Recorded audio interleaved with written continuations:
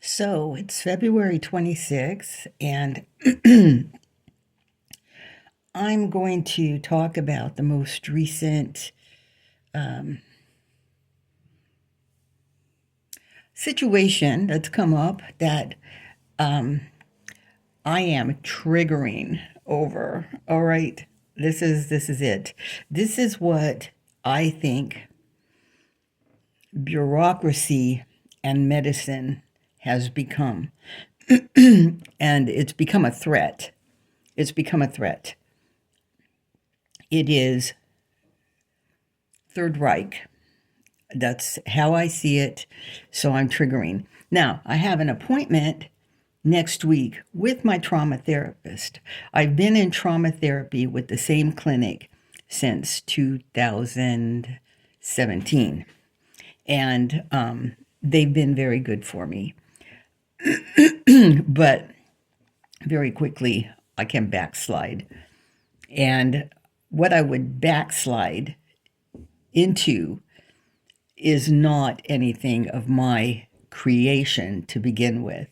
So I am triggering right now because, and I'm very calm right now. I think I appear calm, but inside I'm not calm at all.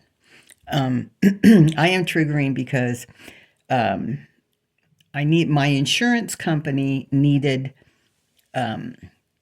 paperwork in order to medical paperwork to show my conditions, and it had to come from a doctor so that I could get the maximum benefits available to me. Now, my condition is established, so as hard as I try to maintain it, it is a condition that causes me. It's a heart condition. It's atrial fibrillation. It's a heart disease, and so I had been looking for a doctor because I thought, I really want to get my blood checked, and things like that. Anyway, so I am scheduled to have my blood checked. But anyway, I was calling around trying to find a doctor. I couldn't find one. My therapist is in a big clinic, and it's a big company. And so I asked him. I asked him what he thought of that. I can't seem to find a doctor. I didn't know if it's because of my age, or if I'm red flagged, or you know. Or that my conditions, that because some were asking, well, what are the conditions you have? Okay, we'll ask the doctor. No, we don't want to take you on. Okay, well, whatever, all right. So, okay, I asked my mental health clinician, and he said, why don't you just go down the street to our clinic? We've got doctors there. So, yay, okay, I did. I went there, and I got to get an appointment with a doctor that I like very much. I like her, and I want to be amicable. I don't want to be like like uncompromising with things. I want to be friendly. I want to be liked. So I saw her. She was given all of the documentation that shows my condition, from the mental health therapy to the heart condition, all of the labs, from my previous doctor, and that he retired, and I hadn't seen a doctor since. So it's like, well, I should get a doctor. So okay, I did. I got a doctor. I saw her. I liked her. But by the end of our appointment, well, it didn't occur to me this until last week. And what I realized is that from seeing her, it was a wellness check. That's all. I don't know what's required of them now in the bureaucracy for something to be considered a wellness check. I need from my insurance company an annual wellness check, or I should. I should provide my insurance. It's not, I don't think it's a requirement. And I'm starting to think that I should have a lawyer before I ever go to the doctor and before I ever, yeah, before I ever even deal with an insurance company.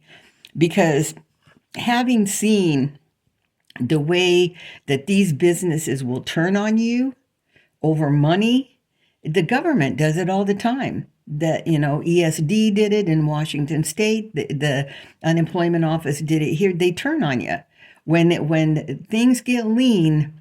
We pay, and the best way to make us pay them money, extortion. It's extortion. The best way for them to make us pay them money is to accuse us of something, and the big something is fraud. I cannot say how often after I think it was 2001, that I heard the word fraud. When the people committing real fraud, the money laundering assholes, okay, nobody said fraud to them. Nobody. All right. And we're still dealing with that kind of mentality. Right now, they're selling us the George Bush Sr. kinder, gentler nation. But this kinder, gentler nation will turn on you just like that, especially the corporate aspect of it. I know this for a fact. So, okay. So I went to the doctor. I really liked her. We talked about, she thought I should have a bone marrow, bone density examination. We decided I should see the cardiologist, which I said, oh, that'll be good because I can do a comparison to where my atrial fibrillation is right now in comparison to where it was, back when they were doing the cardioversions, and I was seeing a cardiologist regularly who put me on drugs that were making me much worse, much quicker. I've got the documentation. I keep it because it reminds me, it's my proof. But they don't care about your proof, okay? They just, you have to jump through these hoops. So, okay. So, and then also blood work. We're getting blood work done. I'm getting the blood work done on Monday or I think on Tuesday, before I go see my mental health clinician. So I'm getting that done. But anyway, after seeing the doctor, who I liked, suddenly I realized that my month was being filled up with doctor appointments. Oh, the echocardiogram, go see the cardiologist. I was supposed to see the cardiologist before the echo was even done, which meant that I'm going to go back to the cardiologist after the echo gets. I'm like, no, wait a minute. And this is I was literally triggering, all right? And I think I might have just made a video or something had crossed my path. And suddenly I was like, shit. I'm starting to get backed up with doctor appointments. You know what this leads to? It leads from one thing to another. And what I told my mental health therapist, I'm pretty sure I told him in the last appointment, or maybe I told somebody else, I don't know, but I'll tell him again. When I saw the cardiologist before, when they did the cardioversion and had me on Xarelto and metoprolol and diltiazem, which are not even a combination supposed to be given together, which no wonder I was getting worse. So, but I said with my new doctor, well, okay, maybe there's new. No, you know what? I don't want new shit. I don't want to see doctors, because when I got the cardiology reports before this, and this is why, I mean, my son, it was his upcoming condition was in his reports, in his test results. My test results were this. I was at the border of renal failure, okay? At least not renal failure. Wait a minute.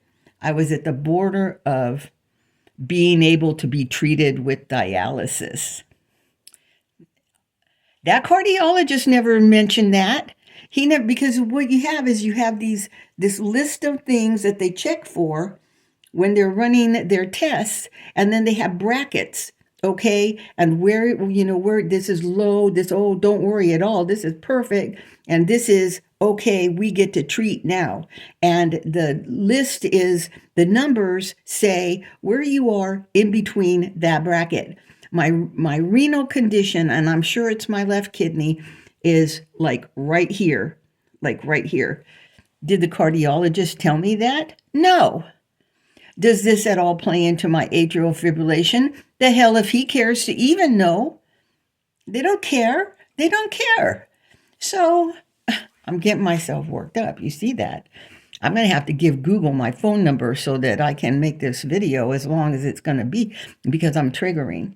Because because I was under psychological attack from that Mukticare group that was lying. They were absolutely lying. Not only were they lying about my conditions with them, they were lying to all the people around about why they were trying to help me. All right? I know it. They're fucking liars. The colonel. Yeah, they're all fucking liars. Bunch of paranoid freaks worried they're going to have to actually pay somebody for the damage they've caused them. Them or their insurance company, who knows. So, I'm looking at my calendar, and so it took me, only recently did they stop messing with me. But why would they mess with me now? I have a doctor. So they can fuck with me through the doctor. Not that the doctor sees herself as fucking with me, but when I see my calendar starting to back up with appointments that have to do with doctors, guess what? That's fucking with me. Not only that, at any point, my insurance company can decide, and so can this doctor, that they're not sure if I even have, they think I might be committing fraud about this condition. Yeah, that's a bullshit they'll pull. How many times they accused me of fraud when I was in real estate lending after 9/11. It was like, are you kidding me? But they'll take everything and they'll turn it against us. That's the corporate way. So this whole kinder, gentler, I almost fall for it. But anyway, so today, okay, I canceled the appointment with the cardiologist. I canceled the echocardiogram that they wanted to do. I'm going to go get my blood checked. I'm taking this bull by the horn. I don't give a damn what that cardiologist says. I already know what doctors did to my heart. And the doctor my new doctor that I like, she said, when I was telling her how I was using alcohol as my coping mechanism back when they were having the PhD psychoanalytical lawyer fucking raping me and mind fucking me, thank God they got rid of him out of my life. Finally, I don't know I guess it's because of a doctor. Of a doctor now. But anyway, it's like now, okay, it's coming together for me, and I'm not going to a fucking doctor for them to fuck me up again. So I'm like this right now. Okay, how am I going to handle this? Because I don't care. I'm going to get my blood checked. I don't care about my bone. I'm 70 years old, almost 71 years old. Doctors already took 22 years from my life. They're not going to take any more from me. All I needed was for her to review my atrial fibrillation tests from 2000, whenever it was, 20 or 19, and say, oh yeah, listen to my heart. Yeah, it doesn't take long listening to it to realize I've got AFib. So it affects my health and my energy and everything. So it's like, you know what? I'm not. I'm not going to be dying in the hands of doctors. That's all. I'm not going to be in some hospital with those assholes poking their needles in me and going, oh, how sad we have to poke you with all this shit. No, that's not me.